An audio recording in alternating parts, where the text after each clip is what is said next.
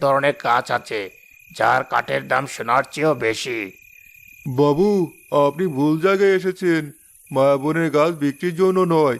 আর রক্তচন্দন তো দূরের কথা, ওই নাম মুখে আনাও এই গ্রামে পাপ। আপনি ফিরে যান। পাপ পণ্য আমি বুঝি না চাচা, আমি বুঝি ব্যবসা।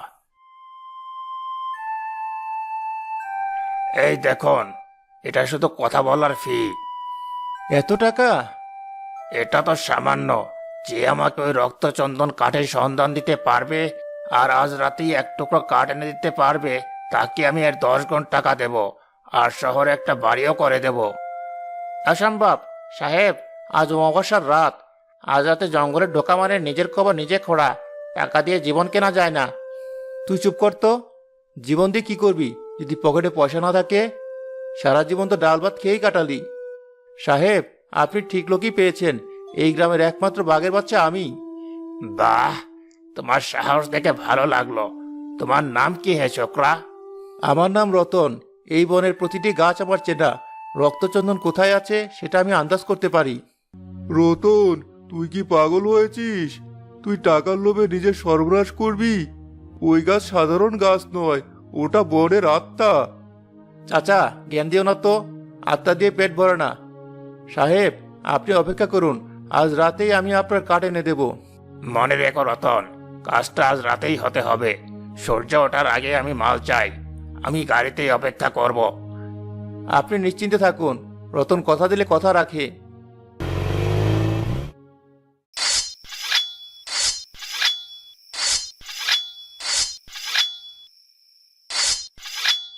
তুমি কি সত্যি সত্যি জঙ্গলে যাচ্ছ? হ্যাঁ, যাচ্ছি। কেন, ভয় পাচ্ছিস? ভয় পাবো না। সারা গ্রাম আজ ভয়ে দরজা বন্ধ করে দিয়েছে। আজ অমাবস্যা। মুরব্বীরা বলে আজ রাতে মায়াবনে অশরীরীরা ঘুরে বেড়ায়। তুমি যেও না, আমাদের যা আছে তাতেই চলে যায়। চলে যায়? একে তুই চলা বলিস? ভাঙা ঘরে থাকি, ছেঁড়া কাপড় পরি, আর কতকাল এভাবে থাকবো? আর চৌধুরী সাহেব যে অফার দিয়েছে তা যদি আমি হাতছাড়া করি, তবে আমি পৃথিবীর সবচেয়ে বড় গাধা। কিন্তু জানের যে টাকা বড় নয়। আমার বুকটা কাঁপছে। আজ বাতাসটা অন্যরকম। মনে হচ্ছে কেউ কান্না করছে। ওসব তোর মনের ভুল। আমি ঠিক করেছি আমি যাবই। ওই রক্তচন্দন গাছের এক টুকরা কাঠ আনলেই আমাদের দিন বদলে যাবে। তুই কাল থেকে রানী হয়ে থাকবি। আমি রানী হতে চাই না। আমি চাই তুমি বেঁচে থাকো। দোহাই তোমার, যেও না। মেয়ে মানুষের বুদ্ধি হাঁটুর নিচে থাকে। তুই ঘরে যা, আমি একা যাব না। মানিককেও সঙ্গে নেব। ও একটু ভীতু, কিন্তু হারিকেনটা ধরার জন্য কাউকে তো লাগবে।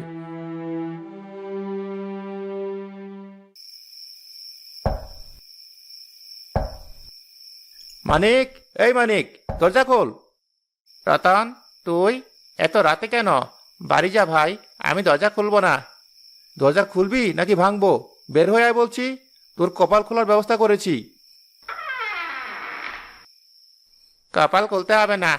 আমি শুনেছি তুই চৌধুরী সাহেবের সাথে চুক্তি করেছিস। আমি যাব না রতন, আমি মরতে চাই না। মরবি কেন? আমরা শুধু যাব, গাছটা খুঁজে বের করব, এক কোপ দেব, কাঠ নেব আর চলে আসব। আধা ঘন্টার মামলা। আর এর বিনিময়ে তুই কি পাবি জানিস? 5,000 টাকা দেবো তোকে। 5,000? হ্যাঁ।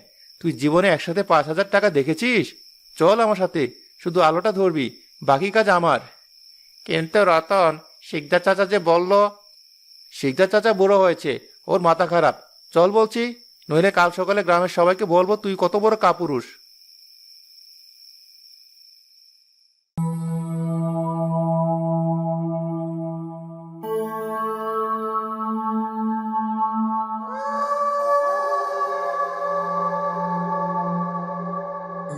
রতন ভাই, এখান থেকেই ফিরে যাই চল।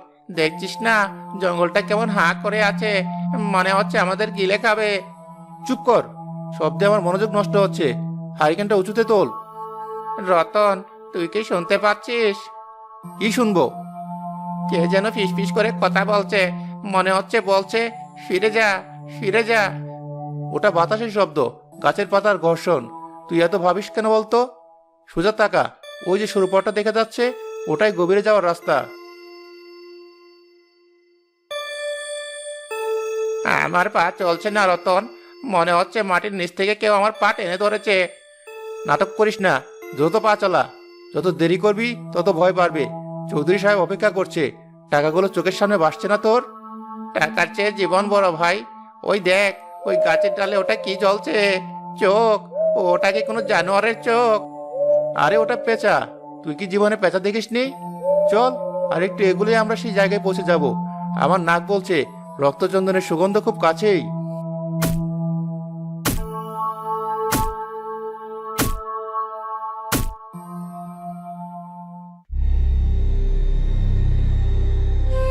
আহ, গন্ধে মাথাটা ঝিমঝিম করছে। মানিক, তুই কি গন্ধটা পাচ্ছিস? ঠিক যেন গোলাপ আর চন্দনের মিশ্রণ। আমি কোনো সুগন্ধ পাচ্ছি না রতন, আমি পাচ্ছি পচা মাংসের গন্ধ। আমার বমি আসছে। দোহাই লাগে, আর সামনে যাস না। তুই আসলে একটা গাধা। সুগন্ধকে বলছিস পচা গন্ধ? ওই দেখ, সামনে দেখ।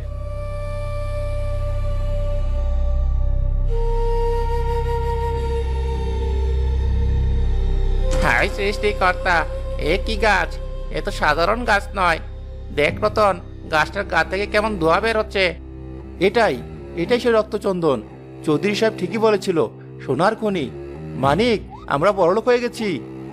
রতন, গাছটার দিকে তাকা। মনে হচ্ছে ওটা আমাদের দিকে তাকিয়ে আছে। গাছটার শরীরে ওগুলো কি? মনে হচ্ছে মানুষের শিরা উপশিরা। ওসব নকশা। তুই আলোটা ঠিক মতো ধর, আমি আজ এর গুড়া শুদ্ধ উপরে নিয়ে যাব। না রতন না, আমি আর পারবো না। আমি পালালাম, তুইও আয়। এই মানিক, হারিকেন ফেলে যাস না। ভিডু কোথাকার, যা ভাগ। পুরো টাকাটা আমি একাই নেব, তোর কপালে এক পয়সাও জুটবে না।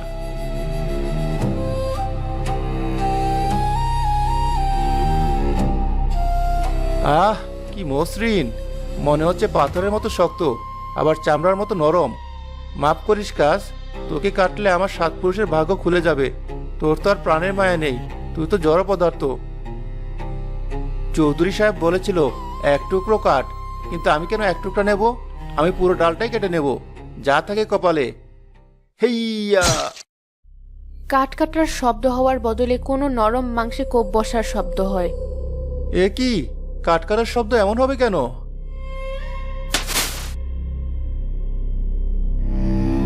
থু থু, এগুলো কি? রক্ত, গরম রক্ত। গাছের শরীর থেকে রক্ত বেরোচ্ছে কেন?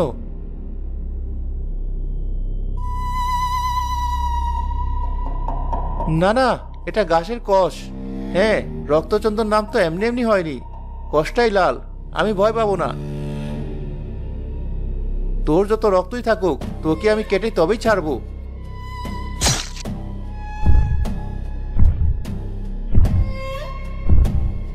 কি হচ্ছে? ভূমিকম্প? চারদিকের গাছপালা নড়তে শুরু করে। গাছগুলো তাদের জায়গা বদল করে। যে পথ দিয়ে রতন এসেছিল সেই পথটি চোখের পলকে কাটাচোপে ঢেকে যায়। পথ পথ কোথায় গেল? আমি বের হব কোন দিক দিয়ে?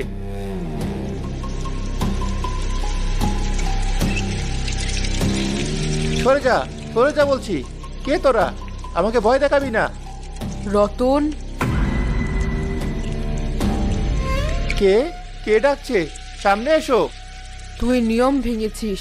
এই বন তোকে আশ্রয় দিয়েছিল, কাঠ দিয়েছিল, ফল দিয়েছিল, কিন্তু তোর লোভের কোনো শেষ নেই। আমি আমি তো শুধু একটু কাঠ নিতে এসেছি। আমার ভুল হয়ে গেছে, আমাকে যেতে দাও। আমি আর আসবো না। তুই বনের আত্মায় আঘাত করেছিস। তুই গাছের শরীরে রক্ত ঝরিয়েছিস। সূর্য ডোবার পর এখানে প্রবেশ নিষিদ্ধ জেনেও তুই এসেছিস। তোর শাস্তি অনিবার্য। কিসের শাস্তি? আমি চৌধুরী সাহেবের জন্য এসেছি। আমাকে ছেড়ে দাও, আমি টাকা চাই না। টাকা? হা হা হা হা হা। এখানে টাকার কোনো মূল্য নেই। এখানে মূল্য আছে প্রাণীর। তুই প্রকৃতির সম্পদ লুট করতে এসেছিস। এখন তুই নিজেই এই প্রকৃতির সম্পদ হয়ে যাবি। মানে তোমরা আমার কি করবে? তুই এই বনের অংশ হয়ে যাবি। অনন্তকাল ধরে তুই এখানে দাঁড়িয়ে থাকবি। তোর শরীর থেকে ওই লোভের রক্ত ঝরবে, যা তুই আজ ঝরিয়েছিস। রতন দৌড়ে পালানোর চেষ্টা করে, কিন্তু সে অনুভব করে তার পা নড়ছে না। আমার পা কেন আটকে যাচ্ছে? ছাড়ো, আমাকে ছাড়ো।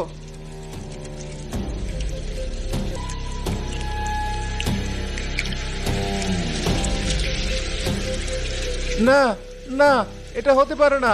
আমি মানুষ, আমি গাছ হতে চাই না। মানিক, বাঁচা। চৌধুরী সাহেব। আমার হাত, আমার আঙ্গুলগুলো, আমাকে মাফ করে দাও। আমি আর লোভ করব না। অনেক দেরি হয়ে গেছে রতন, তোর লোভ তোকে মানুষ থেকে গাছে পরিণত করলো। দাঁড়িয়ে থাক এখানে, সাক্ষী হয়ে থাক। রতনের চুলগুলো ছোট ছোট ডালে পরিণত হয়, তার মুখ দিয়ে শেষ আর্তনাদ বের হয়। আমি বাড়ি যাব। ধীরে ধীরে রতনের গলার স্বর বাতাসের শব্দে মিলিয়ে যায়। সেখানে রতন নামে আর কোনো মানুষ রইল না। দাঁড়িয়ে রইল এক অদ্ভুত আকৃতির গাছ, যার শরীর থেকে অনবরত লাল আঠা ঝরতে থাকে।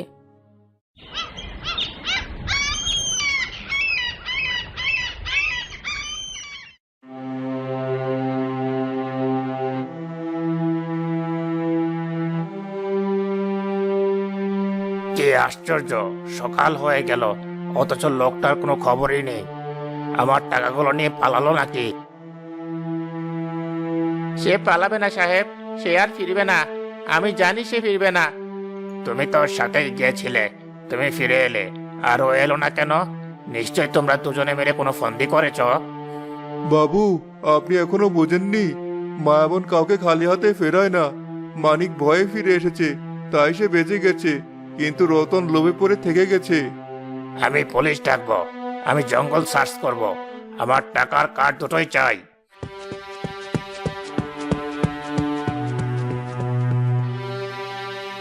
চাচা, সেই তো চাচা, সর্বনাশ হয়ে গেছে। কি হয়েছে? অমন হাঁপাচ্ছিস কেন?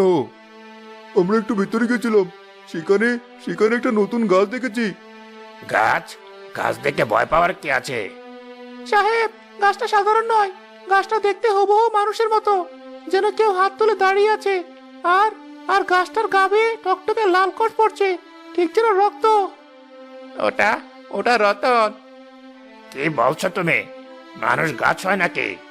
বিশ্বাস করুন সাহেব। আর এই দেখুন, ওই গাছটার পায়ের কাছে কোড়ালটা পড়েছিল। এটা রতনের কোড়াল। কাল রাতে ও নিজে এটা ধার দিয়েছিল। কিন্তু কিন্তু এটা এত পুরনো আর জং ধরা মনে হচ্ছে কেন? যেন 100 বছর ধরে ওখানে পড়ে আছে। কারণ মায়াবনের সময় আর আমাদের সময় এক নয়।